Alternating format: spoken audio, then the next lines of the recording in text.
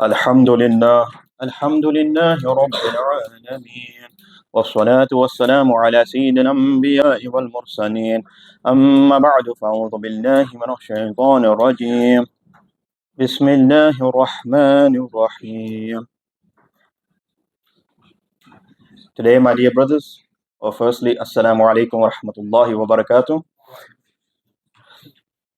Today, I would like to talk about two people from the Israelites. And you might have heard these stories before, but the message in these stories are very, very profound. So there was a person called Barsisa. What was his name? Barsisa. And Barsisa was a person who worshipped Allah subhanahu wa ta'ala a lot. So he secluded himself. He was just in the worship of Allah subhanahu wa ta'ala.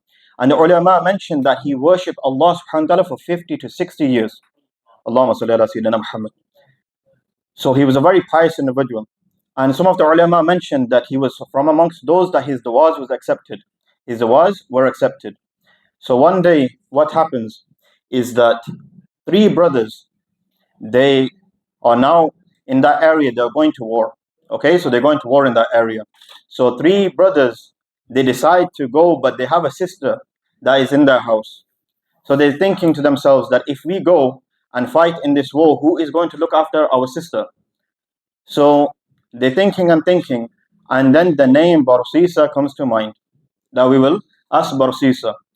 So they go to Barsisa, and initially he refuses. He says, no, I don't want nothing to do with it. But then Shaitan comes to him. Okay, Shaitan comes to him and says, you're a pious individual. You know, imagine she's left alone with somebody corrupt. What are you going to do then? So he thinks to himself, that's a valid point. So he agrees that I will look after this woman. So the brothers, they go to war, and now Barsisa, he is left with this woman. But he has some conditions that she cannot come and stay where he is. Okay, so they build her house near where he's living. So he's on the top and she is on the bottom. So what he does is that every day when he cooks food, he leaves it outside his door. What does he do? He leaves it outside his door. So what she would do, she would go outside, then she would come upstairs and she would take the food. The Shaitan starts coming to him that, you know, what are people going to say? People are going to start talking. You know, she's coming upstairs. What are people going to think? It's better that you go downstairs. It's better that you go downstairs. So slowly, Barsisa, he gives in to these thoughts. So initially, he will leave the food outside. Now what he's doing, he's going downstairs and he's leaving the food outside the door and he's knocking on the door and then he goes upstairs. Okay? So this happens for quite a while until the Shaitan comes again. And he says that, you know, she's by herself, isn't it? You know, you start talking to her from outside. You start talking to her. So initially he gives in. Okay? And then slowly, the Shaitan says to him that, you know, she's by herself, she's bored. Why don't you go inside the house? Why don't you go inside the house? So now Barsisa spends much time with this woman alone in her house. After a while, they end up committing zina. Okay? End up committing zina. Now look at this. This person worshipped Allah subhanahu wa ta'ala for 60 years. Allahumma salli ala Sayyidina Muhammad. And look how slowly Shaitan gave him the slow poison. Slowly. So what happens is that this girl ends up becoming pregnant. So now he's panicked. Now the Shaitan comes again. That when her brothers come back, what are they going to do when they find out? So he says, you should kill her. You should kill her. So that's what Barsisa does. He kills her. Okay? And then he buries her in a location. So what happens is that after a while, the brothers come back from war. And they ask, where is our sister?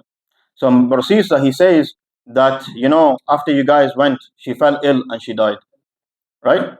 After she fell ill and she died. And then he had a fake grave set up and he's like, look, this is her grave. Okay? And the brothers, of course, they're upset, but they take his word. Why? Because Barsisa was a pious person. Why would he lie? They would think to themselves, why would he lie to us? This person's been worshipping Allah subhanahu wa ta'ala for 60 years. And what happens is, the brothers on the same day at the same time, all three of them have the same dream. They have the same dream that Shaitan comes to them as a traveler and he tells them exactly what's happened and then he shows them the actual location where their sister is buried.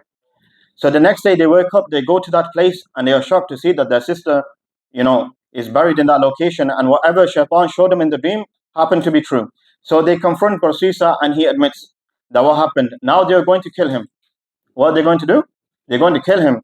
So now the Shaitan comes to Barsisa again, and he says to him that, listen, I can save you.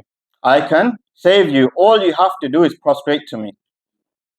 All you have to do is prostrate to me. So Barsisa, now he's stuck. He thinks, okay, this is the only way out. So what does he do? He prostrates towards Shaitan. And after this, Shaitan abandons him. And he died upon kufr. So this, my dear brothers, is a lesson that Shaitan, he doesn't tell you straight away that, commit shirk or commit this or commit that. No, he takes you slowly, slowly. He takes you slowly, slowly. And the second scholar I would like to mention from the Israelites is a person called Jurayj, rahimahullah. Jurayj, rahimahullah. Now, Jurayj, rahimahullah, he was a very pious individual. Again, he was in seclusion.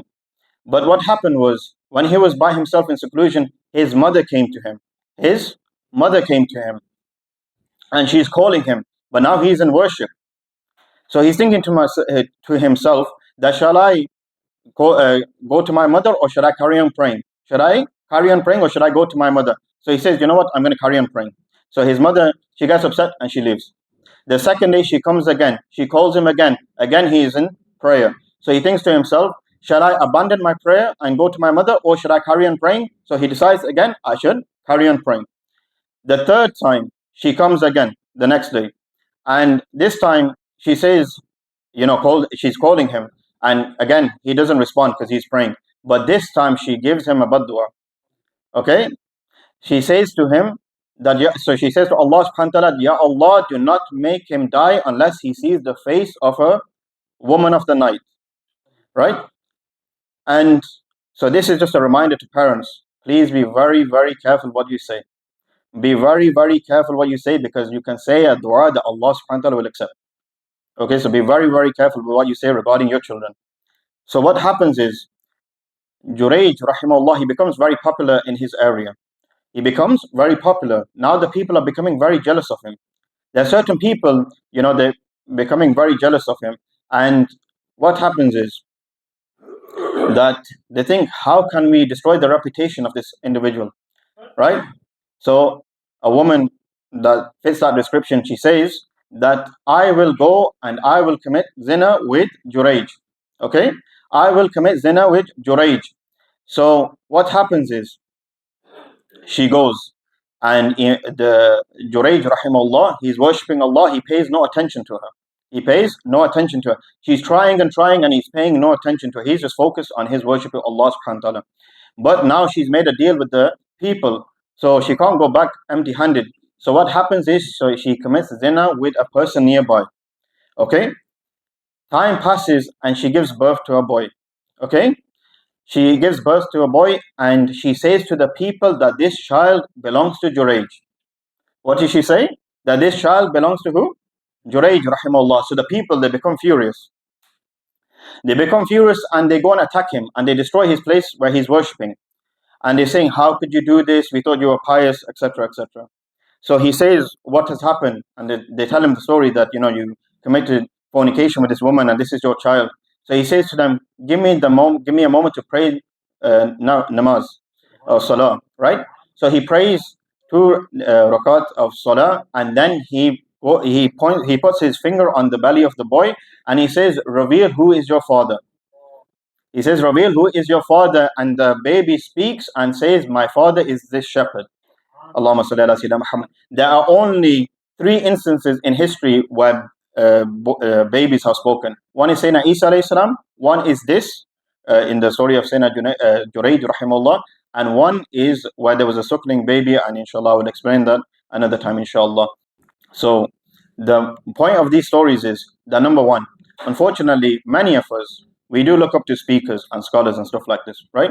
We become in love with these people to such a point that they become like the ideal in our minds, right? And as soon as they make a mistake, it's like our religion falls with it. So there are many people like Barsisa. I'm not saying they commit kufr or anything like this, but I'm saying they commit mistakes, right? The scholars and preachers that we might like and we look up to, like, I love this person. and they make a mistake, and then what happens is it's like our Islam falls alongside with them, right? We become disheartened. We don't want to pray. This actually happened in Kashmir. What happened when I was there? There was a person. There was two Mufti Saab and his son. They got imprisoned because of something to do with the Quran. And as soon as they were imprisoned, a person that used to come to the masjid, I went to him and said, "How come you've not been praying? How I've not seen you in the masjid?" And he says, "After Mufti Saab got locked up, I don't feel like praying. I don't feel like praying." So this is to show you, my dear brothers, that our Islam should be independent from people. Okay, it should not be dependent upon any personality or preacher. And the second story that I mentioned, the moral is that many people throw accusations, right? And unfortunately, we, without verifying anything, we just start taking their opinion. So the Muslim thing to do, or the Islamic way, is to have all the information first, and then you can make a judgment. Okay? Allah subhanahu wa ta'ala grant us tawfiq. Wa akhiru da'wana anil hamdulillahi rabbil alamin.